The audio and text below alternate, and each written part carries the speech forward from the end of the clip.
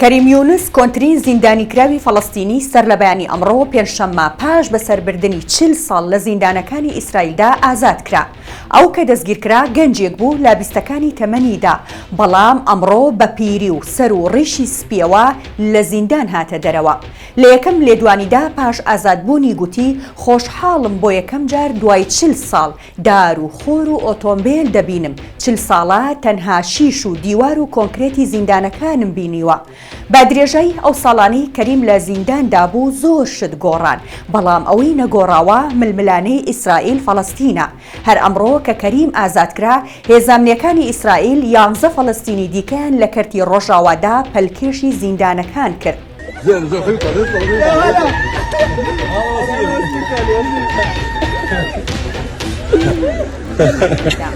کەریم یونس فازڵ لە 24 کانونی یەکەمی ساڵی 1956 لە گوندی عارە لە ناوچەی سێگۆشەی باکوور لەدایک بووە کە ناوچەی جێناکۆکی نێوان ئیسرائیل و فەڵەستینە.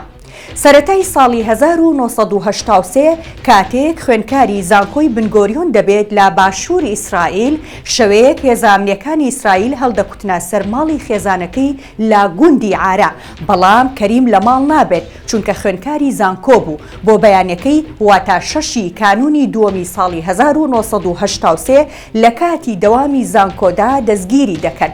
کە سوکارەکەی لە سەرەتادا شوێنی دەستگیرکردنی کوڕەکەیان نازانن. چەندین مانگ زیندان بە زیندانی ئیسرائیل دەگەڕێن تاوەکو شتێکیان لەبارەی چارەنووسیەوە دەست بکەوێت، بەڵام سوودی نابێت تا دوجار پارێزەرەکەیان لە زیندانی عەسقەلان دەیدۆزێتەوە.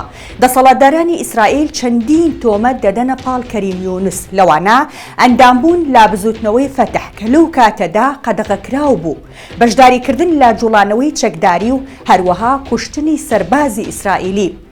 دادگای ئیسرائیل لە سەرەتادا بڕیاری لە سێدارەدانی بەسەردا دەسەپێنێت، بەڵام دواتر سزاکەی سووک دەکرێت بۆ زیندانی هەتاهەتایی. لە ساڵی 2015 سزاکەی بە 40 ساڵ زیندانیکردن بۆ دیاری دەکرێت. ئەمڕۆژ 40 ساڵەکەی تەواو کرد و ئازاد کرا. کەریم بە یەکێک لە کۆنترین زیندانیانی سیاسی لە جیهان و بە کۆنترین زیندانیکراوی فەڵەستینی هەژمار دەکرێت. بووە سیمبڵێک بۆ دەستگیرکراوانی فەڵەستین و ناسناوی عەمیدی زیندانیانی فەڵەستینی پێبەخشرا بوو. بەرپرسانی ئیسرائیل هەمیشە ئازادکردنی کەریم یونسیان ڕەت دەکردەوە و هیچ کات ئامادە نەبوون لا پرۆسەکانی ئاڵوگۆڕی دیل بە دیل لە نێوان ئیسرائیل و فەڵەستیندا ئازادی بکەن، چونکە دەیانگوت کەریم هاوڵاتی ئیسرائیلیە و ڕەگەزنامەی ئیسرائیلی هەیە. ئەو داواکاریانەشی کە لی دەکران بۆ ئازادکردنی بەدەسوەردان لە کاروباری ناوخۆی وڵاتەکەی لە قەڵەمی دەدا.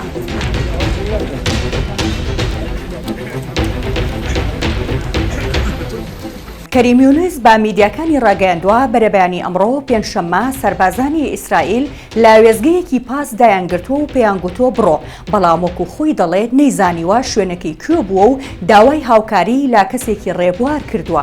ئەویش تەلەفۆنەکەی پێداوە و پەیوەندی با کەسوکارەکەیەوە کردووە و هەواڵی ئازادبوونی پێگەیاندون.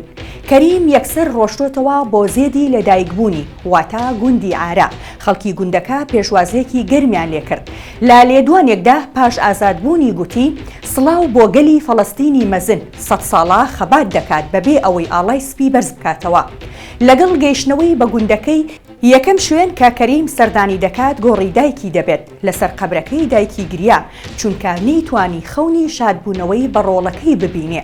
حاجی سەبیحەی دایکی کەریم 39 ساڵ و 4 مانگ چاوەڕوانی گەڕانەوەی کوڕەکەی دەکات، بەڵام 8 مانگ پێش ئێستا کۆچی دوایی کرد. بەر لە مردنی هەمیشە لە میدیاکانەوە قسەی دەکرد و داوای ئازادکردنی کوڕەکەی دەکرد. دەیگوت ئەو ڕۆژە جەژنی منە کە کەریم لە زیندان ئازاد دەبێت. هەروەها دەیگوت من لە مردن ناترسم، لەوە دەترسم ڕۆژێک بمرم و کوڕەکەم بە ئازادی نەبینمەوە.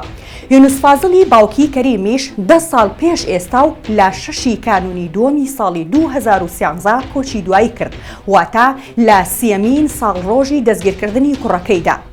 کەریم یونس لە نێو زیندانەکانی ئیسرائیل درێژەی باگەشتی فێربوونیدا و پەیوەندی با زانکۆی ئەبوودیسەوە کرد. توانی بڕوانامەی ماستەر لە زانستە سیاسیەکان و پەیوەندی نێودەوڵەتی بەدەست بهێنێت. هەر لە زیندان کەریم 2 کتێبی لە ساڵەکانی 1990 و 1993 نووسیوە. خوشک و براکانی کەریم ئێستا هاوسەرگیریان کردووە و هەریەکە و ماڵی سربەخۆی خۆیان هەیە. لە گوندەکەیان خانوویەکیشیان بۆ کەریمی برایان دروست کردووە تاوەکو ئەو بەشەی کە لە ژیانی داماوە تێیدا بەرێتە سەر. کەریم تا ئێستا هاوسەرگیری نەکردووە و دایکی دەیگوت خەون بەوە دەبینم کە کەریم هاوسەرگیری بکات و ماڵ و منداڵی خۆی هەبێت.